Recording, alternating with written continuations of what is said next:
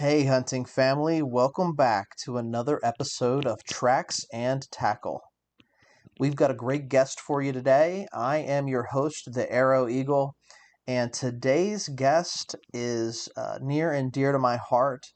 He is one of the senior members of Mentzer Outdoors. He is my older brother, Lon Mentzer. This guy has spent a lot of time and effort and getting me excited as a young guy, just getting started in hunting, fishing, and the outdoor lifestyle. And we've done a lot together. He showed me what to do, what not to do, and he's just invested time in not just myself, but friends of mine and the next generation, passing on a legacy to keep the youth of America hunting. So he's got a ton of whitetail wisdom. He's full of stories, expert marksman.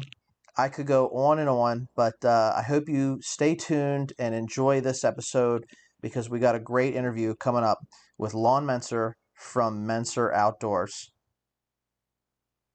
All right. Hey, everybody. We just wanted to welcome a guest to the show, a friend of the family, and one of my hunting mentors, Lon Mentzer. How are you doing today? We're doing good. So, why don't you just take a little bit of time and introduce yourself? I know that I could sit here and maybe give an introduction of who you are in our eyes, but why don't you just share a little bit about who you are and your background in hunting and fishing and an overview of your experiences? I just love to be in the outdoors, hunting and fishing, out what the good Lord made. Enjoy it. You see all kind of cool stuff. Yeah, there's something about being outside, and you help instill that into me for sure. Getting us outdoors and taking the time to hunt and fish and be successful doing it.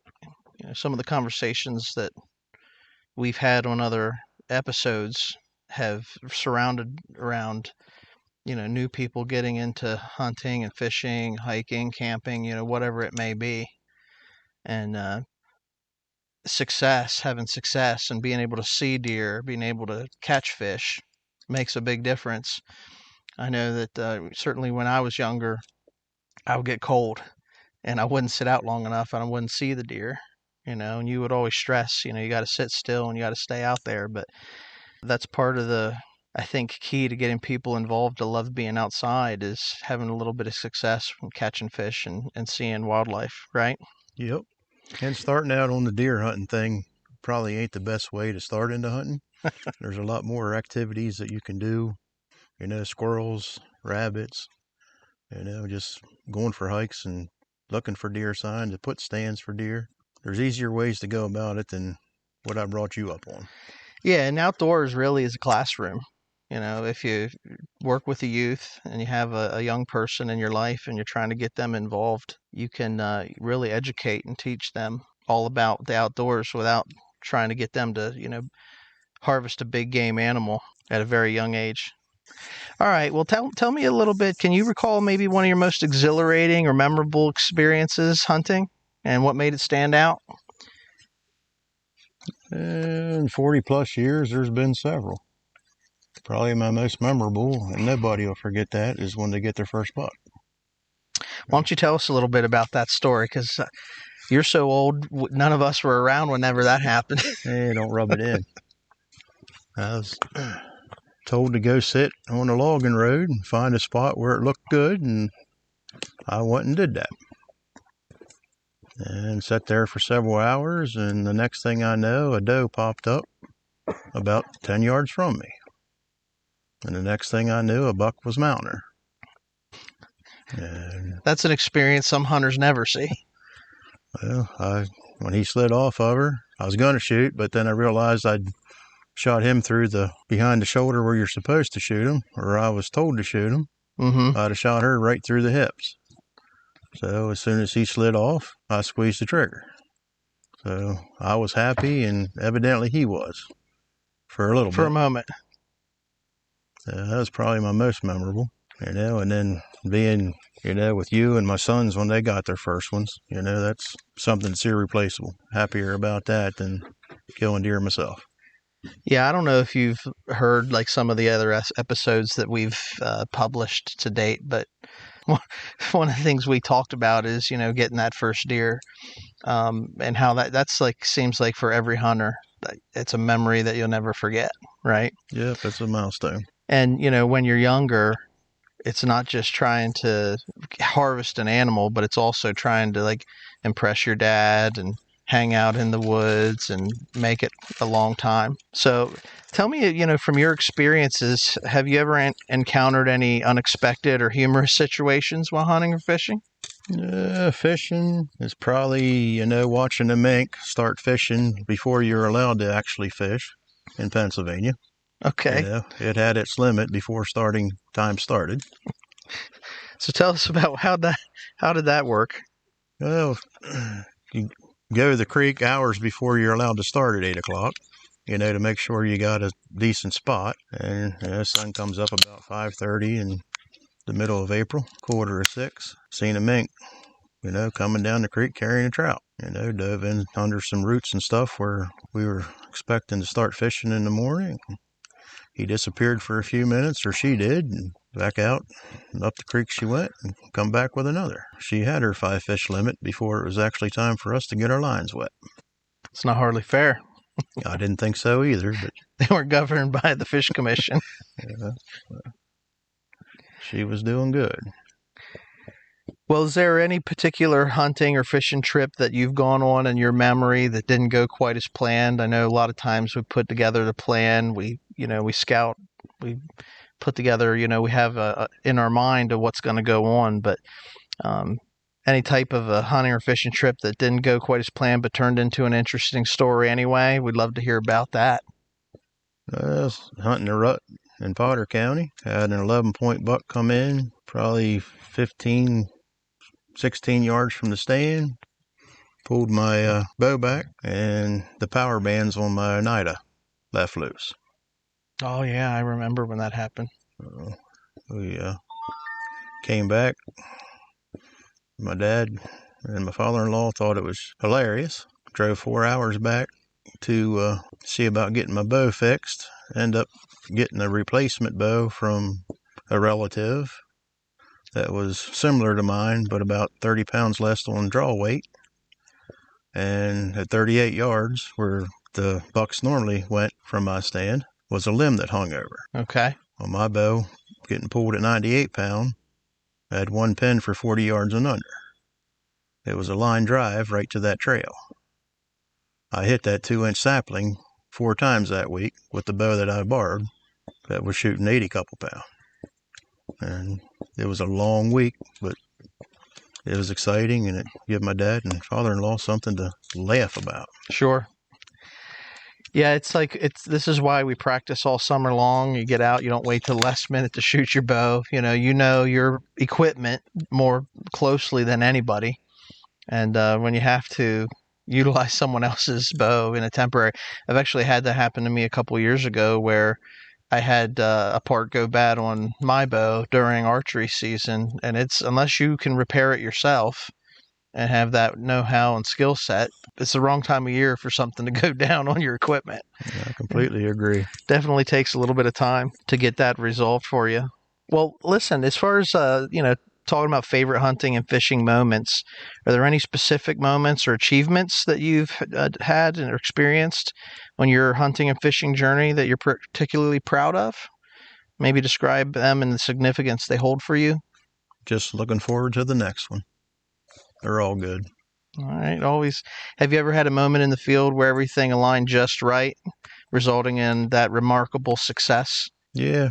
A few years back, I shot a really nice buck with my bow. Got back to camp, found out my dad shot one too. Half the night getting them recovered and back to camp, but that's the first time we've ever accomplished that. It was probably the biggest buck my dad ever shot. It was quite memorable. There's something about like doubling up with your hunting partners when you're out in the field, where somebody gets success, we celebrate our victories and we lament in one another's misses and losses, together. But when you can double up, there's something real special about the celebration that happens in the field. What about close calls or lessons learned? Have you Ever found yourself in a challenging or dangerous situation? How'd you handle that? And any lessons you could share with our listeners? No, the dangerous part, can't say I've ever been in any of them.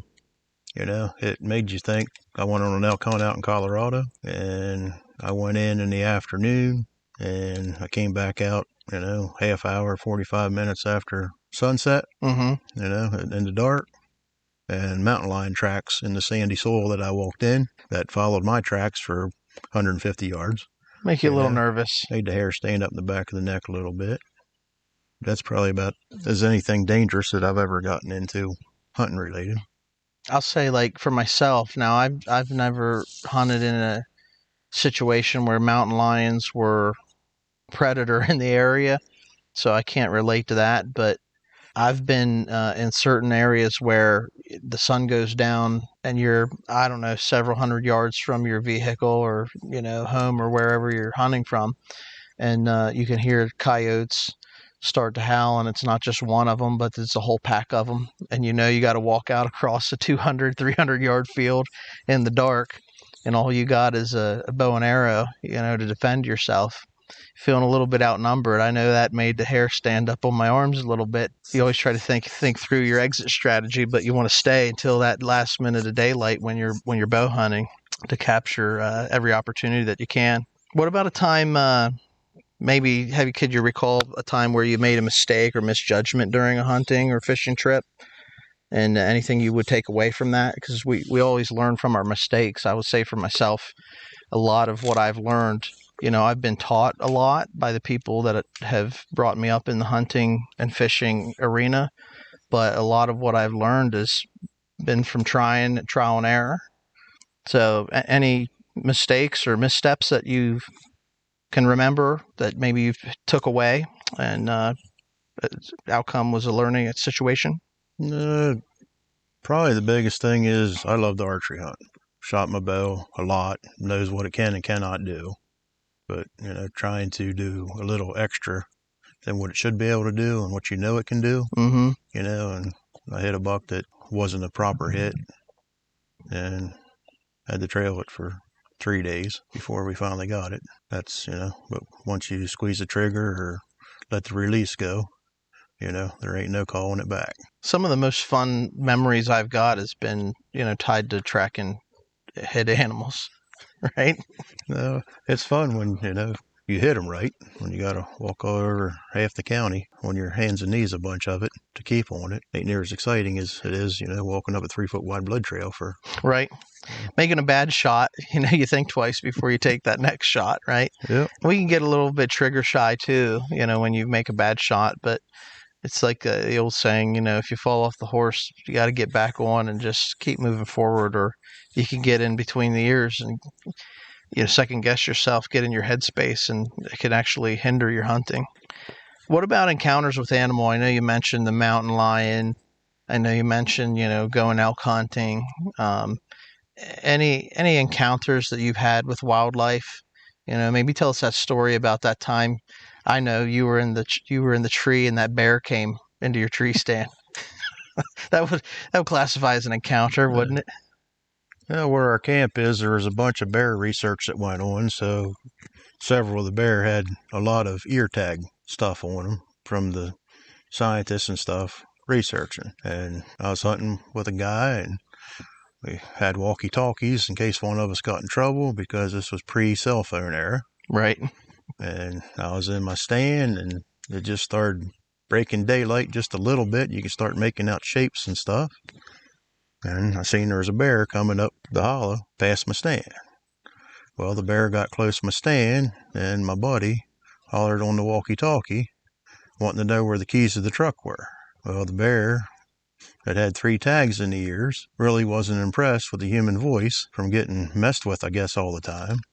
And he came over, or she did, and slammed her front paws on the tree that I was in my climbing stand, woofing and popping her teeth. That went on for about 10 to 15 minutes. Yeah, and during that time, I got another airway conversation about wanting to know where the keys to the truck were. So I slowly as I could, turned the walkie-talkie off, because I thought the bear was about done until I heard that human voice again. And, 5 or 10 minutes later, it finally decided that, it wasn't coming up the tree. But I can tell you, I done had my bow pulled off the tree in case it started climbing up it. Mm-hmm. And it finally walked off, and every 15 to 20 yards, turned around, popped its teeth, and wolfed. And I imagine that could leave like quite an impression on you sitting in the tree, having that type of an experience. It was one I'll never forget. I guess that could go back into that dangerous category. Yeah. Well, you're talking about technology and hunting, and you mentioned, I guess it was back before cell phones and different things. I know you've been hunting a little bit longer than I have. Why don't you share your thoughts on, technology in the outdoors arena and how it's changed over the years? What things you like versus things you prefer doing it the old way. It was a lot more challenging back in the day. Certainly. Because there wasn't no trail cameras to give you a better idea. You were top of the world. If you had a digital timer that had a string you run across the deer trail, so you'd know what time something was coming by. Mm-hmm. It could have been a deer, it could have been a dog, it could have been somebody hiking. But it'd give you the time on, what time something went by. The sights and the broadheads and the fiber optic sights, you can see a lot longer than you used to be able to with just the regular pins. Bows and stuff have gotten so much more quieter. And with the archery and the rifle, there's no rangefinder. Sure. To give you the range of what you were actually shooting. So it was all guesstimation, from practicing in the backyard. You had to practice and use your judgment. You had to guesstimate, instead of pushing a button, and, that's where it's at. Well, I mean, from your perspective, you think that like some of the technology has, helped the hunting industry, hurt the hunting industry? Certainly we have our preferences of, how we want to do it. I know some guys are crossbow hunters versus compound, and, got other guys that still hunt recurves. Where do you stand on that conversation? It's helped the hunting industry because it's gotten a lot easier, per se, because the equipment has made such advances, that it's not, somebody sitting out there like you were, and getting cold and freezing and then having to guess and, blow the shot. Right. I think it's made a big impact on bringing new people in because it's not near as difficult as it was like when I started, or as bad as it was, when you started. Yeah, I think like some of the tools and, just items that are available today make it a lot easier for the next generation to embrace hunting and fishing, versus, a lot of these kids today they're just not interested in going outside at all.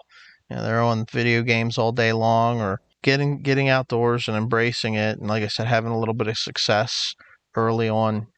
One of the conversations that we were having in a previous episode was, I'll speak for myself. Whenever I started hunting and fishing, like I had to like sort of take my lumps and, put my hours in the stand, and it just didn't happen for me right away, but you got some of these younger people nowadays that are part of it's property management and where you're hunting and stuff. But, you got some kids that they start off hunting and they shoot massive deer, in their first year or two, and then they lose interest because it's not a challenge to them. What are your thoughts on that? Do you think that like young hunters should have to take their lumps and put their time in the stand, or vice versa, the benefit of, them having success early on might hook them on the sport?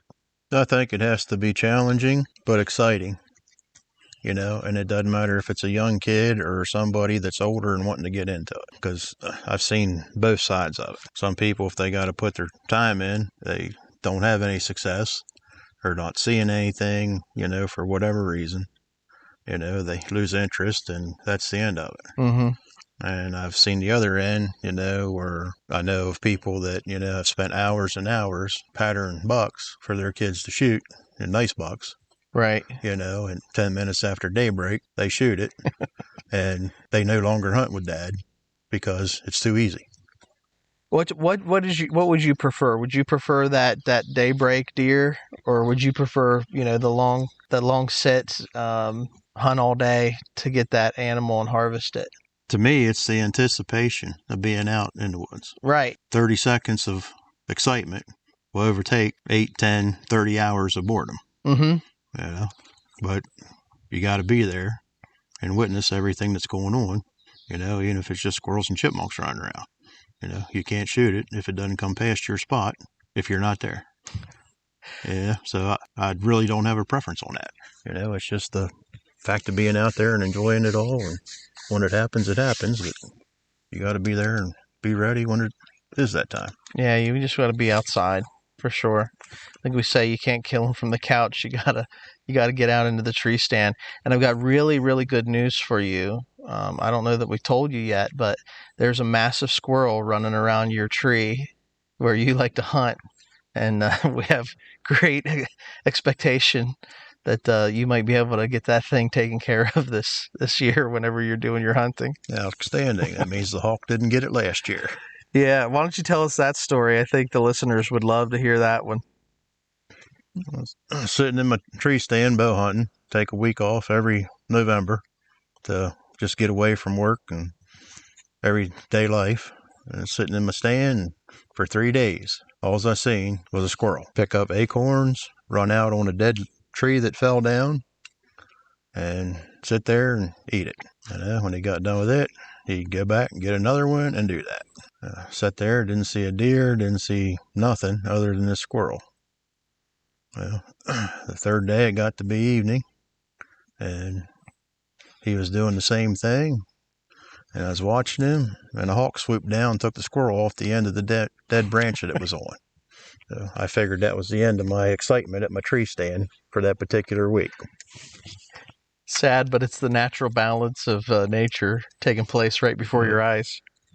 It was something neat to see, but I was convinced that, I lost my entertainment. Yeah. But I did shoot a buck the next evening, so maybe the squirrel was keeping the buck away. I don't know. Too much movement, right? Making too much racket. Well, listen, I know it's really hard to get you pinned down for an interview, so we appreciate you spending the time to sit down and tell us some of your stories and some of your whitetail wisdom that you have. But what's one thing that's really important to us, like we talked about the next generation of outdoorsmen, but family tradition and passing on legacy is really important to us. And, you certainly have done that. We've seen that happen, from, our dad passing down to us. But maybe you share a little bit about, some hunting and family or hunting and fishing traditions that have been passed down to you that you've been able to hand down to your boys, and maybe give us an example of how these traditions have shaped your connection with the outdoors. I guess the biggest tradition is, just be there, be out there, getting up early and saving a spot at the creek, whether there's any fish in it or not. Right. Whether the mink gets all the fish.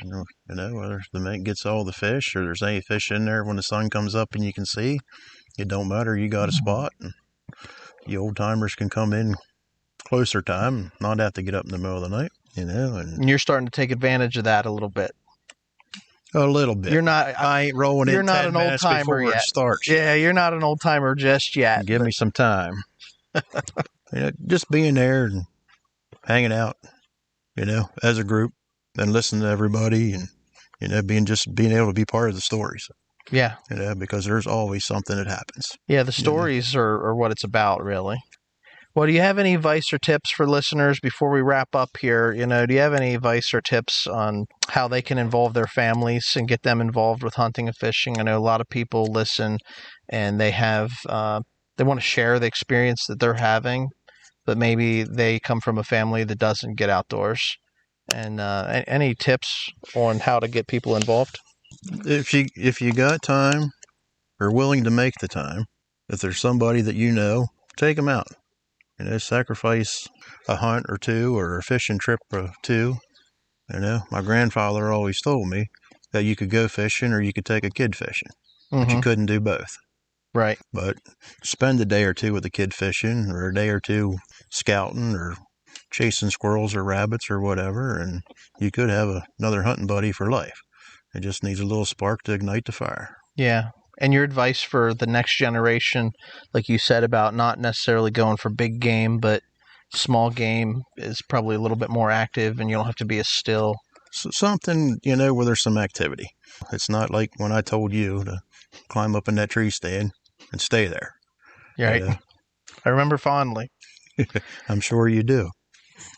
From the bottom of my heart, fond memory. But it was impactful, for me to just, get to go out and go hunting. So, definitely we want to see the next generation, grab onto that, and we want to pass legacy on to others to carry on outdoor traditions. So, last question, I guess, future aspirations, bucket list adventures, are there any hunting or fishing destinations, species that are on your bucket list?